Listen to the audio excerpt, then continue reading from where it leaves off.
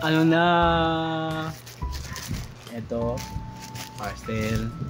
Parcel na naman.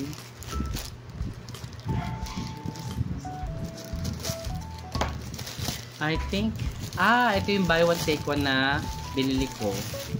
I hope, ayan, this is a shirt na I hope it's medium din. I changed it to small pero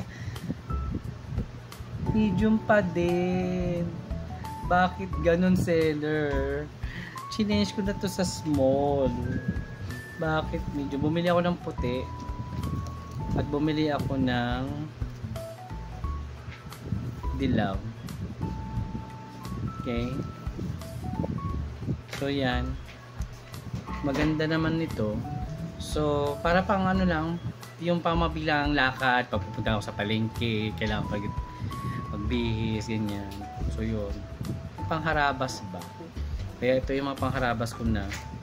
So yun, thank you seller. Check nyo na yung comment section para dito sa link ng shirt na to. Buy one take one po ito. Maganda naman po, maganda po yung quality ng shirt. Ito po yung ano, yung air dry type na shirt. Okay? Thank you seller. Okay naman yung fit. Maganda yung fit sa akin. Medium to pero tama sa fit ng body ko. Okay? At ang puti, maganda rin naman yung puti. Oh. Tama yung fit.